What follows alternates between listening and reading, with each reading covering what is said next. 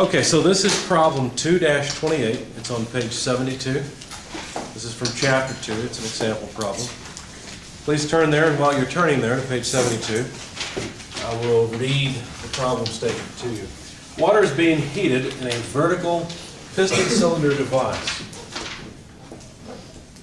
The piston has a mass of 20 kilograms and a cross-sectional area of 100 square centimeters. If the local atmospheric pressure is 100 kilopascals, determine the temperature at which the water will start boiling. Okay, so let's begin with a sketch of what's going on here. Told you before, and I'll say it again, I always recommend you try to draw a picture, even for the simplest problems, because it will help you understand what's going on. Okay, so essentially we have water inside of the piston cylinder device. We have a piston that has a mass of 20 kilograms. The cross-sectional area of the piston, if we were to look at it from this direction, is 100 square centimeters. And what else? Well, we know that the atmospheric pressure is 100 kilopascals. That was given. And what else? Well, that's it. We're supposed to find, so this is the given, we're supposed to find the boiling temperature. Now, one thing you can begin with when you start a problem like this is to convert the units. This square centimeter unit is not really beneficial to us. It'd be nice to have square meters instead. Now, you have to be a little bit careful here. I'm going to go through this once. But I see students struggle with this all the time. Let me convert that area quickly. The area is 100 square centimeters. I'd like it in square meters. All I can remember right off is that 100 centimeters is 1 meter. So let's use that fact. 1 meter is 100 centimeters, but I need to do that again, right? Because I've got centimeters squared. So if I just square the conversion factor, then the centimeters go away. And that way I'm not trying to figure out in my head, is the conversion factor 1,000, or is it 10,000, or is it 1,000,000, or is it 100,000? I don't have to worry about that. I just let the fraction take care of itself. Basically, the square will square not only the units, but also the numbers. So, simple example, but you come out with 0.01 square meters. So that's the cross-sectional area. So that's something you can do. That's typically what I recommend, is that after you have drawn a picture and you kind of know what you're looking at, if there's anything that needs to be converted, just go ahead and convert it. That way it doesn't cause any trouble later. All right, now we're supposed to find the temperature at which this water will boil. Now, what do we know about the boiling point of water? Is it always 100 degrees Celsius? No, it's not always 100 degrees Celsius. It's only 100 degrees Celsius at atmospheric pressure. Okay, so 101 kilopascals. So the boiling temperature will depend on the pressure that the water experiences. In fact, the pressure the water experiences will be due to the atmospheric pressure and the weight of the piston sitting down on it. Okay? So we've already worked a problem somewhat like this. So to calculate the pressure inside of the cylinder, what we need to do is add the effect of the atmosphere to the effect that the weight of the piston applies per area. Now remember, weight is not pressure, or force is not area. Can't speak. Force is not pressure. They're two different things. Okay? So we need to have the force per unit area in order to figure out the pressure. Now, let's see. So the pressure is 100 kilopascals. The weight of the piston is 20 kilograms multiplied by 9.81 meters per second squared. So what units does that give us, first of all? I'm just calculating the weight here. Kilograms times meters per second squared gives us newtons. That's right. Okay, so we can cross these off and say this is just a newton. I didn't intend to cross off the 1. And so divided by area, well, we've already converted to 0.01 square meters. Now, what is a newton per meter squared? That's a pascal. We can't add kilopascals to pascals directly. That doesn't work. We have to convert this. Be careful with your units. So, there's 1 kilopascal per every 1,000 pascals. Okay, so the pascals will cancel with the newtons per meter squared. Now we're adding apples and apples, not apples and oranges. All right? Plug all that into your calculator, you find that the pressure is about 119.62 kilopascals. Okay, so there's the pressure. Now, will the water therefore boil at 100 degrees Celsius? No, the pressure is not 101 kilopascals. What temperature will the water boil at? Will it boil at a temperature that's higher than 100 degrees Celsius or lower than 100 degrees Celsius? What do you think? Higher, right, because you put more pressure on it. Remember the experiment we performed where we brought in the coffee cup of lukewarm water, we pulled pressure off of it, and that allowed the water to boil at a lower temperature. So the higher the pressure, the higher the boiling point. So basically what we've just discovered is this is the saturation pressure. Right? In other words, this is the pressure at which we want boiling to occur, so all we need to do is find the corresponding saturation temperature. So all we really have to do is go into the book and look in the saturation tables.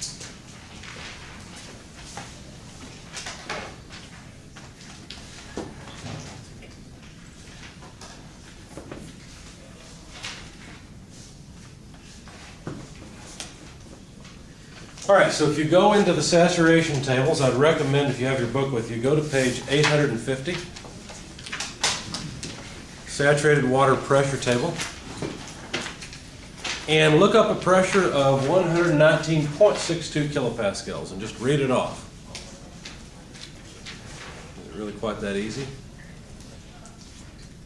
Almost, not quite. If you notice, there's a couple of pressures listed. There's one at 100 kilopascals, another one at 125 kilopascals. They're listed as 0.1 and 0.125 megapascals on page 850. So we don't have 119.62 kilopascals in our tables to use. Let me get rid of this conversion factor so I have a little bit more space. So what do we have to do? Well, now we have to interpolate. How many of you have interpolated before? A couple of you? Okay. How many of you remember and are very confident in interpolating? Fewer hands. Okay. Kind of, sort of. Okay.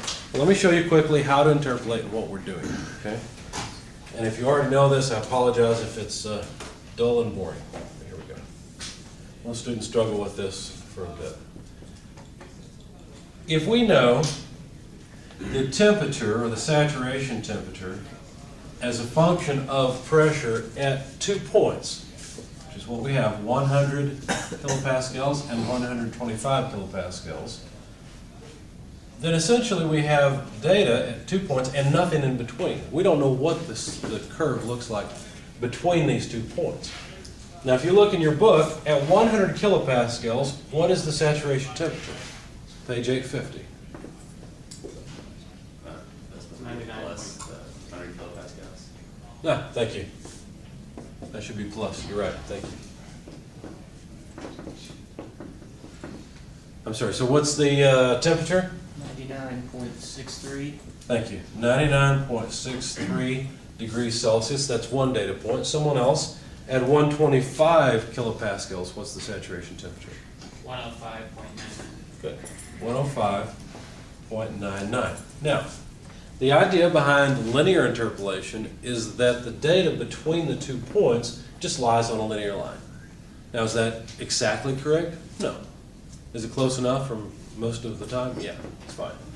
So basically, we're just assuming that all the data between these that we do not know just lies on a straight line between the two. So if we're interested in the temperature when the pressure is 119.62 kilopascals, we should simply be able to go up to the line and read it off. So here's the saturation temperature that we're interested in. It should come out somewhere between about 106 and about 100 degrees Celsius, just rounding off those numbers.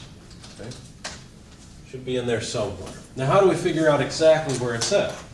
Well, once again, we're assuming that we have a linear relationship between these two data points.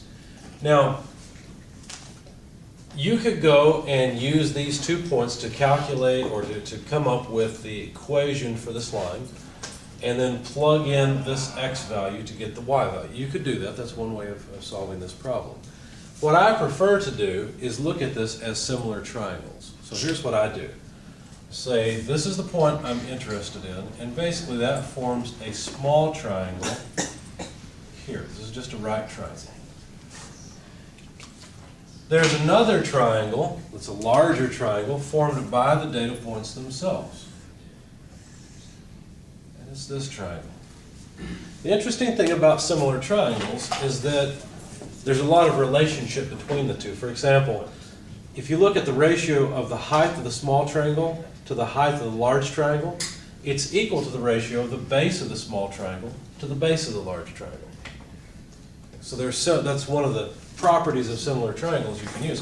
And we'll take advantage of that fact in order to solve this problem. So what I like to do, I like to keep all of my units the same on each side of the equation. So I'm a little bit careful. And what I will do is take the ratio of the height of the small triangle to the height of the large triangle first. That'll give me the TSAT that I want. So this height is what? Well, it's TSAT less 99.63. So write it down. TSAT less 99.63. But I'm interested in a ratio, right? I want to make a ratio of the height of the small triangle to the height of the large triangle. So I need the height of the large triangle. Well, how do I calculate that?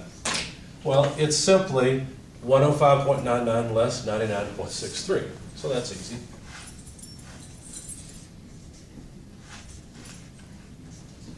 I like interpolating this way and setting it up this way because the units in the numerator and denominator are the same, and so this is a dimensionless ratio.